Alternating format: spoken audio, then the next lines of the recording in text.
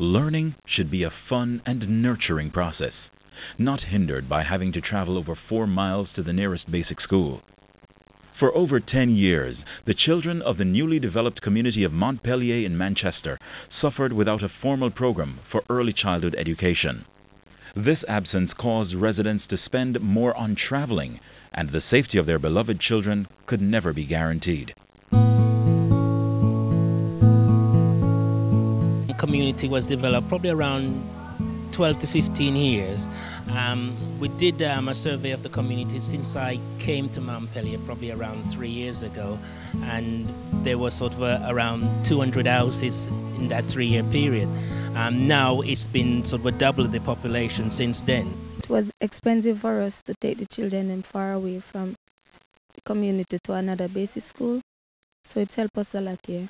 This basic school was given to us by Digicel and JCIF, and we started here on September 4, 2006. It's linked the community. It makes the community having a school here, because now we have parents volunteering, coming to school. We have functions. With the support of $9.2 million from the Digicel Foundation, construction of the Montpelier Basic School began.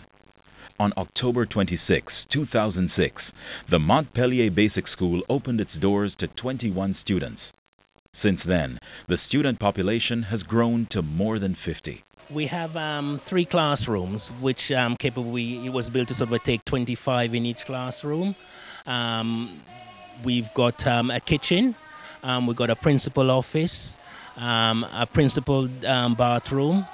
We've got the girls' bathroom for the children and the boys' bathroom. So facilities is quite good, and we also have the play area, which we have swings, seesaw, so it's quite good. It took more than 10 years for the residents of Montpelier in Manchester to have a basic school of their own, a legacy that they hope will be enjoyed by generations to come.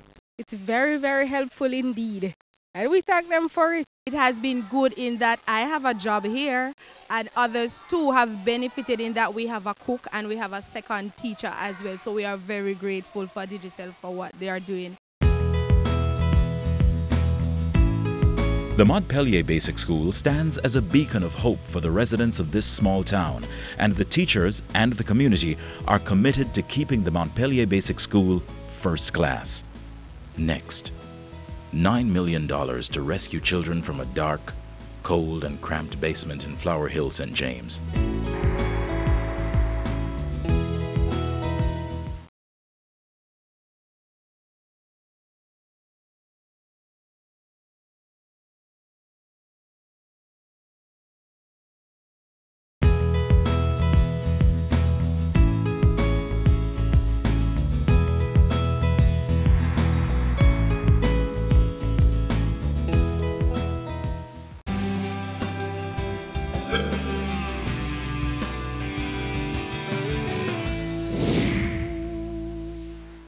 The Digicel Foundation has been touching, shaping, and transforming lives in Jamaican communities, and the Flower Hill community tucked away in the hills of Montego Bay, St. James, has also been transformed with kindness. Flower Hill is located above Salt Spring in St. James, and it's almost, as it were, rural-urban, because Salt Spring is really tending towards the urban side of Montego Bay. But as you go up, Flower Hill is a lovely community in the hills, very cool, very lush, and you have a lot of farmers there, you have persons who work in the city who occupy that area. And Flower Hill is what I'd like to describe almost as a pioneer, because at Flower Hill they have this bammy factory for years, which is doing very well. But it's also a community that was really in need of more development, especially for the children. In 2006, the Flower Hill community made the news after several persons were murdered in gang-related incidents. Annette Roden's son was a victim of the violence.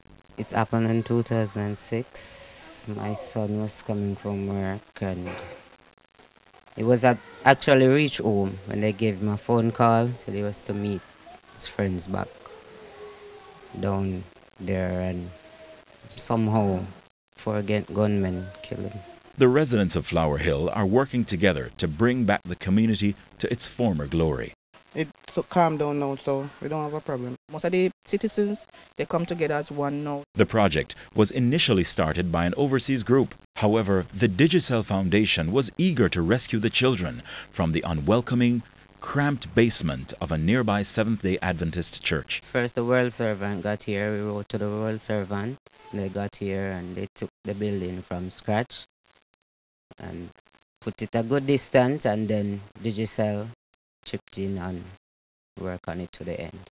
Digicel, in fact, we really wanted to get things going, and we had some stumbling blocks at the parish council.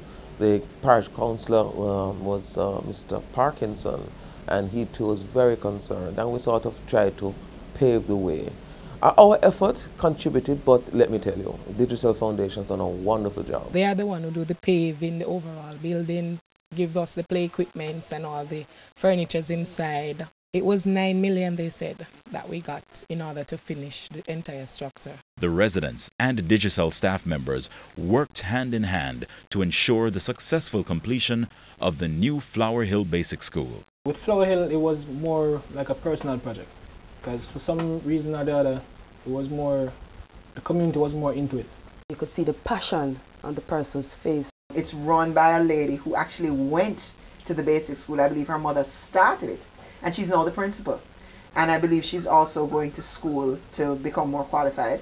And she actually wants to turn that basic school into the same type of community empowerment center that we're talking about. We're looking for great things. We want to lift the standard of our basic school at Flower Hill. We are putting extracurricular activities in place. We're looking at computer skills for the children. We're looking at a structured PE program. We are going to form our football team, although they are young. Yes, we are going to do competitions. We are going to expose them. We're going to take them on field trips. And as for the building, we want to build a solid community relationship with the school so they can assist in taking care of the structure. The Digicel Foundation included an extra package of care in the form of a new stove, refrigerator, and new kitchen cupboards. With 45 students on roll, residents see the new Flower Hill Basic School as a catalyst of hope. The community is blessed with a very vibrant, active and strong Citizens Association, which is thankful that the Digicel Foundation accepted their proposal. They were willing, as they always do. I mean, we are thankful for them because we have seen where they have helped other communities, so we applied to them and they were ready first up. It's a part of putting back and your investment in people. You can't lose with that. And I believe that when you take that approach, then you don't leave everything to government, because government has a responsibility, but the resources are actually finite and so many things compete. If it wasn't for the kind of cooperation response from a foundation such as Digicel, then quite frankly our efforts would be in vain. We thank them very much. I'm just telling them to drive on Digicel, don't stop at all, keep on doing good to one and all. Uncle Digicel Foundation for improving the lives of our children.